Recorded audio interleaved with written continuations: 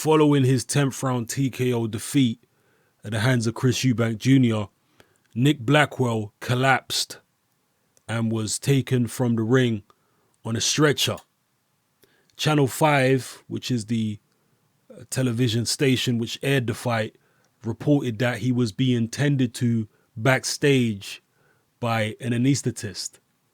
And for those of you who don't know what an anesthetist is, it is a medical practitioner who specializes in administering anesthesia to patients, specializes in administering sedatives to patients. And in the context of boxing, and I've been following boxing for 25, 30 years now.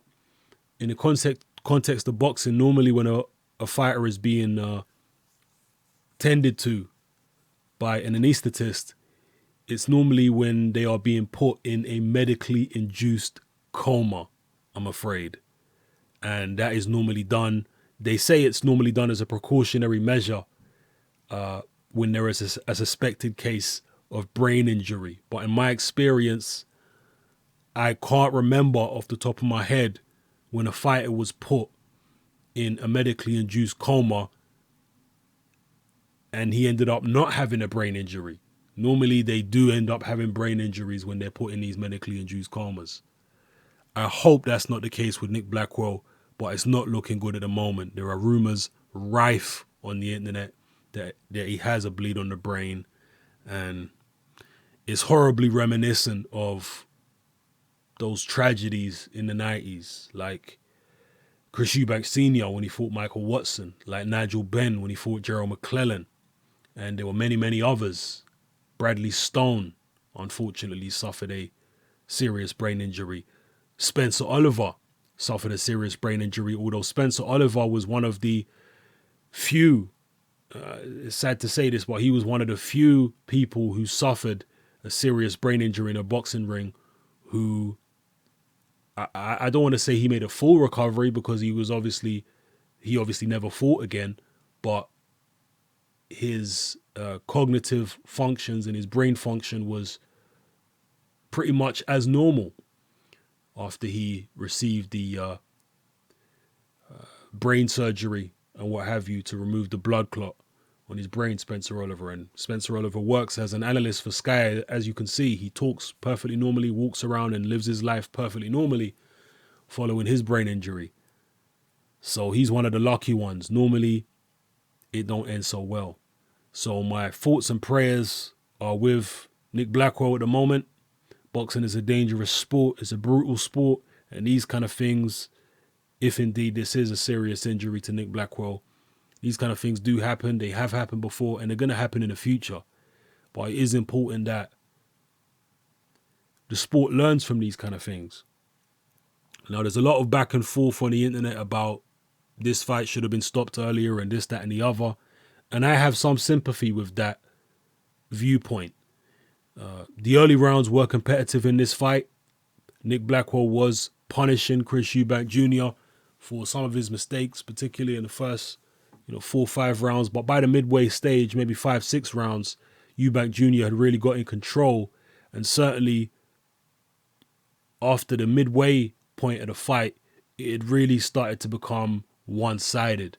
And there is definitely a strong case to be made that it should have been stopped. Maybe around the 8th round would have been an ideal time to stop it. But it was allowed to go on until the 10th. The corner didn't pull him out. The referee didn't stop it earlier. The doctor didn't stop it earlier, despite the fact Nick Blackwell was taking multiple clean headshots over and over again every single round, just about.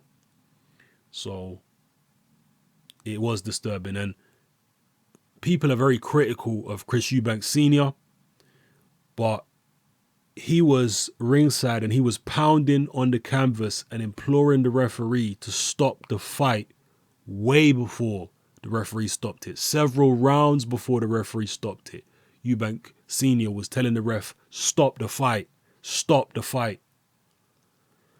He's obviously been there himself against Michael Watson, and he saw all the tragedies that happened in the 90s.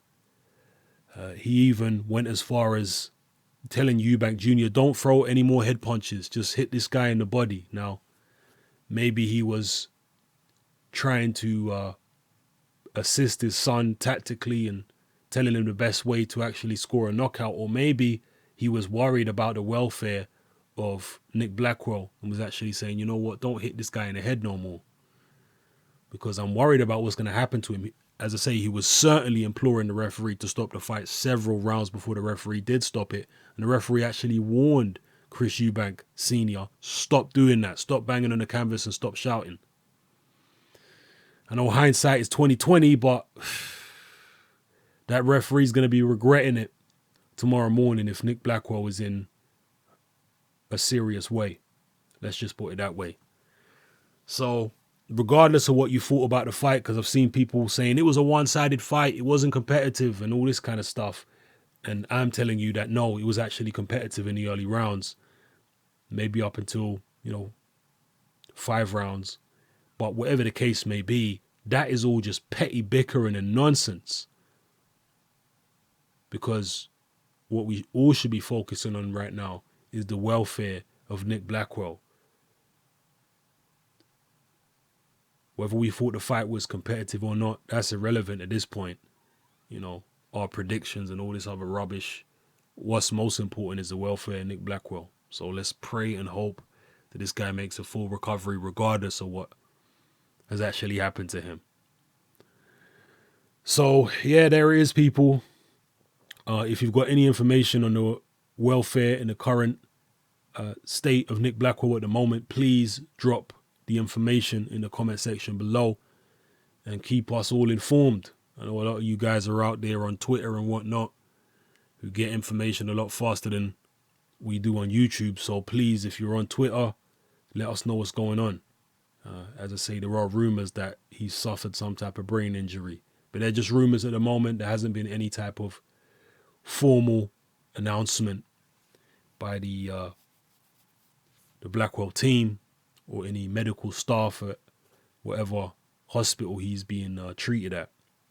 So, yeah, keep us informed, people, and my thoughts and prayers definitely go out to Nick Blackwell and his family at this particular time. Hopefully he pulls through. It's your boy Hatman, I'm out.